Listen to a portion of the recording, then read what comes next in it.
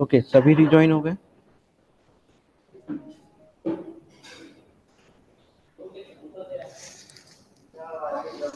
ठीक है, सो आगे का देखते हैं। यहाँ पे जो XML HTTP रिक्वेस्ट है, ये क्या होती है? एक ऑब्जेक्ट होता है जिसकी अलग अलग मेथड्स होती हैं, ठीक है। अब रेडी स्टेट क्या होता है? Ready state is a property of the XML HTTP request object which hold the status of XML HTTP request. Ready state क्या होती है? एक प्रॉपर्टी होती है XML HTTP रिक्वेस्ट ऑब्जेक्ट की, जो कि स्टेटस को होल्ड करके रखती है आपके रिस्पॉन्स के। अब स्टेटस को होल्ड क्या करती है? जीरो से हमें क्या इंडिकेट होता है कि रिक्वेस्ट इनिशियलाइज हो चुकी है। वन से रिकॉग्नाइज कर सकते हैं हम सर्वर का कनेक्शन हो गया है। सेकंड से हम रिकॉग्नाइज कर सकते हैं रिक्वेस्ट रिसीव हो चुकी है सर्वर को। थर्ड से हम प्रोसेसिंग रिक्वेस्ट को रिकॉग्नाइज कर सकते हैं रिक्वेस्ट। फोर्थ से हमारा क्या होता है कि रिक्वेस्ट जो है हमारी वो फिनिश्ड हो गई है।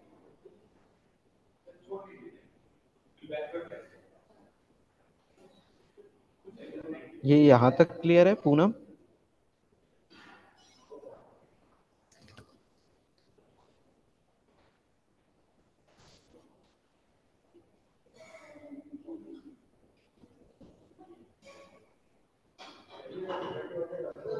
पूनम, अमन, अंकित, सूर्या।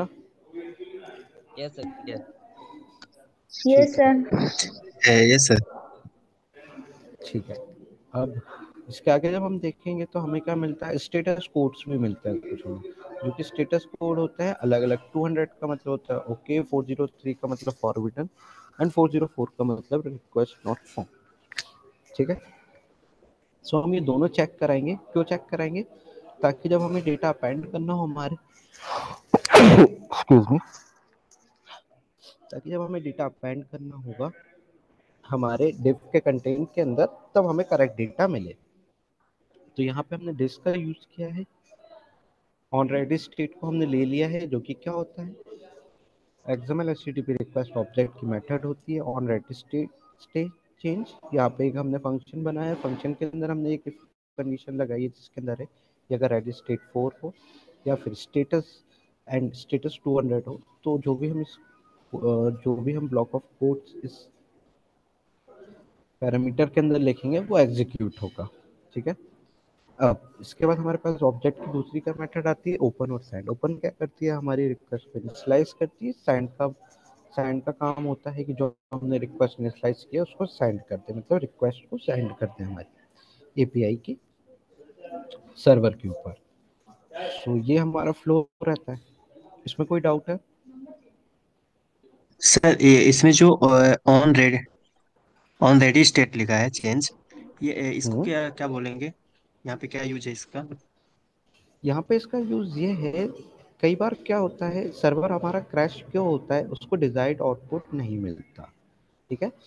हम तभी आउटपुट को दिखाएंगे हमारे HTML कोड के अंदर जब हमें उसका प्रॉपर रिस्पॉन्स मिल जाएगा।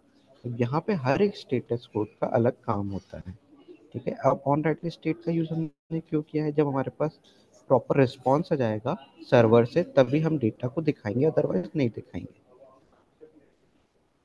सर इसको क्या बोलते हैं कि ये पर्टिकुलरली है क्या? ये एक कोड है ये कोई? कोड नहीं है, ये एक्चुअली यहाँ पे सर्वर का जो रिस्पॉन्स आ रखा है। अब क्या होता है कि आपने रिक्वेस्ट तो रेज करी, समटाइम सर्वर आपका बिजी रहता है, समटाइम सर्वर आपका क्रैश हो जाता है, ठीक है। तो आप क्या चाहोगे कि आपके जो यूजर यूज कर रहे हैं आपकी वेबसाइट के ऊपर वो क्रैश हो जाए एकदम से, मतलब वर्क करना बंद कर दे, या फिर नो सर। आप उस चीज को हैंडल करोगे कि कब सर्वर का रिस्पॉन्स आपको मिल रहा है, कब वो रिस्पॉन्स आपको नहीं दे रहा है, कब वो क्या एरर दे रहा है, तो आप वो बेसिकली वो एरर शो कराओगे। सो इसीलिए रेडी स्टेट का यूज आता है, जिसमें अलग अलग स्टेटस कोड्स रहते हैं आपके पास, जैसे 0 हुआ, 1 हुआ, 2 हुआ, 3 हुआ, 4 हुआ, ये अलग अलग आपके पास कोड रहते हैं। ये रहे आपके पास सारे कोड, जो कि जीरो आपका रिक्वेस्ट को इनिशियलाइज वाला इंडिकेट करता है, सर्वर का 1 आपका सर्वर कनेक्शन, एंड फोर्थ जो होता है वो रिक्वेस्ट आपकी फिनिश्ड हो गई है, मतलब आपने एक रिक्वेस्ट रेज करी, वहां से सर्वर से आपको रिस्पॉन्स आ चुका है, बस आपको उसको शो करना है। दैट्स वाई हम रेडी स्टेट का यूज कर रहे हैं। हमें पता भी तो चलना चाहिए कि सर्वर से जो हमें डेटा चाहिए वो आया भी है कि नहीं। सो ये कंडीशन हम रेडी स्टेट से गेट कर सकते हैं। Okay sir. कोई और डाउट है किसी को?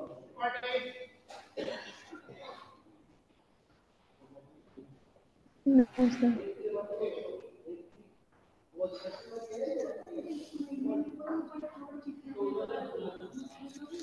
ओके, सो हमें डेटा मिल रहा है जो कि कंसोल पे हमारे शो हो रहा है। अब हमें क्या करना है, उस डेटा को एक डिव में या फिर कंटेंट में हमें शो कराना है। ठीक है, ये डेटा हमारा हो रहा है, कंट्रोल आर करूँगा तो यहाँ पे मैंने एक डिव क्रिएट किया, show API data on click button,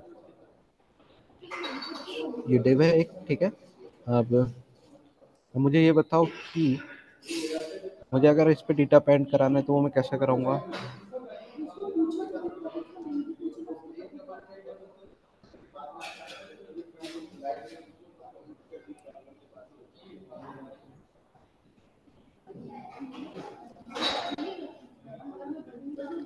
कैसे कराऊंगा? वेयर माई डिफ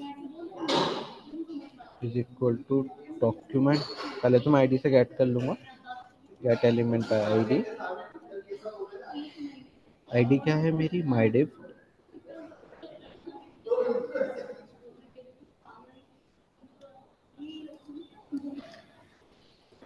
फिर my div dot inner H T M L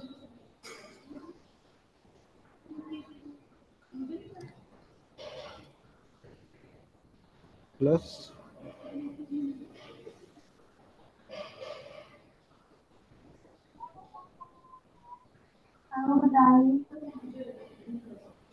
this dot respond dot text. Reload करेंगे इसको, ये आ गया हमारे पास पूरा डेटा जैसे मैंने क्लिक किया, ये रहा। Yes sir. Yes sir. मैं जैसे क्लिक करूंगा यहाँ पे डेटा पैड करेगा।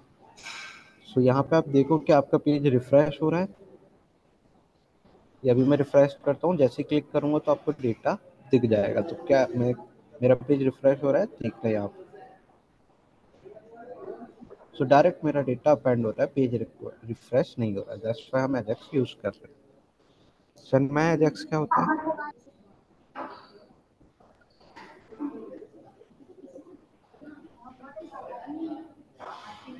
सर जो भी लास्ट में एक फ्रेश वाला मूवमेंट बताएं वो गेट नहीं कर पाए। लास्ट में क्या बताया मैंने? वो फेस वाला मूवमेंट होके आएगा तो उसको सर प्रॉपरली नहीं देख पाए। Refresh, okay. सो रिफ्रेश इसलिए नहीं हो रहा है क्योंकि हम एक्सएमएल रिक्वेस्ट डेटा गेट कर रहे हैं एंड अपेंड कर रहे हैं। सो दैट्स व्हाई हमारा पेज रिफ्रेश नहीं हो रहा है।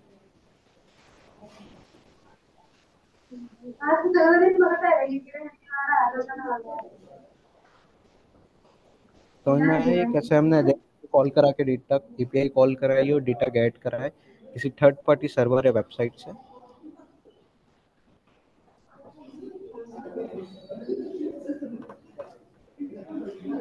Yes, sir.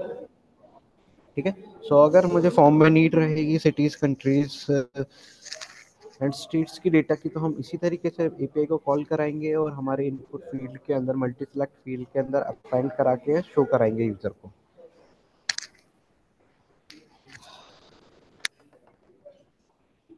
ठीक है, सो आई थिंक आपको समझ में आ गया है एपीआई क्या होती है, कैसे कॉल होती है, क्या एचटीटीपी मेथड्स होती है। कोई डाउट है इसमें? No, sir. ठीक है, तो इसका कोड बनाओ और ग्रुप में जिसने आज की क्लास अटेंड नहीं की है, ठीक है, उन सभी को वीडियो प्रोवाइड करा देते हैं। एंड कल तक मुझे आपका कोड चाहिए पूरा, ये एजेक्स का। सूर्या क्लास में हो क्या अभी?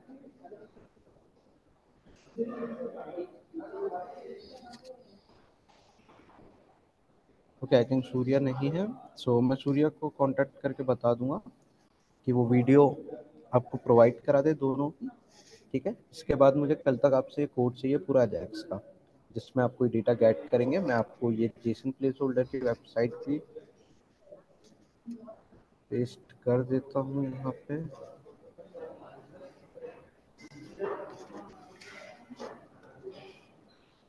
ये मैंने आपके ग्रुप पे जेसन की वेबसाइट भी डाल दी है। ठीक है, यहाँ से आपको फेक एपीआई मिल जाएगी और यहाँ से आप गेट कर सकते हो। समझ में आ गया सभी को? Yes sir. क्या है आपका टास्क?